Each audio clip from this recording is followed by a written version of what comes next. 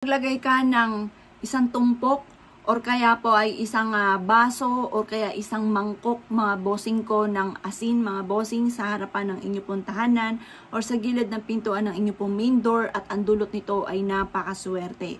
Ito po mga bossing ko ay nagtatawag ng good fairies upang sa ganoon kayo po ay siksik-liglig at umapaw at laging maraming blessing ang darating para sa buong pamilya para araw-araw ka na maswerte, araw-araw ka na mapera. Proven po ito mga bossing. Kung kayo po mga bossing ko ay maglalagay ng ganito ay magwi-wish ka muna na simula na ito ng tagumpay ko at kailanman ay hindi na ako mamumblema tungkol sa usapin ng pera at maraming pera ang darating sa akin. Ganon ang mga pagwi-wish na walang gamit na sana, direct to the point at positive ka lamang. Makakamit nyo ang lahat ng inyo po mga pinapangarap basta't may 100% kang paniniwala sa mga gatong mga pamamaraan mga bossing. At pagkatapos mga bossing ko, ito po ay papalitan nyo sa loob ng 1 linggo. Kaya yung mga mumurahing asin lamang ang inyo pong gagamitin.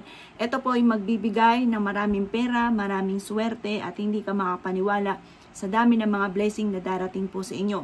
Kaya kung wala ka pang ganito, nako mga bossing ko, huwag ka na magpatumpik-tumpik pa. Dapat ay meron po kayong ganito at makakatulong po ito upang sa ganon, higit na lumevel up ang inyo pong swerte at kailanman ay hindi ka na mamoblema tungkol sa usapin ng pera. Subok na po ito na napakaswerte, kaya kung ikaw ay naniniwala at nais po itong gawin at nais yung mas maka-attract kayo ng swerte, lumevel up ang inyo pong swerte, ay huwag ka na magpatumpik-tumpik pa. Maglagay po kayo ng asin sa harapan ng bahay po ninyo or sa gilid ng pintuan ng inyo pong main door at ang dulot nito ay maraming pera, maraming swerte.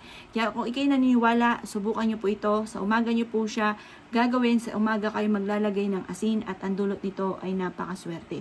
Kaya kung ikay naniniwala at nais nyo po itong gawin, asya mga boss, good luck po sa inyo po lahat.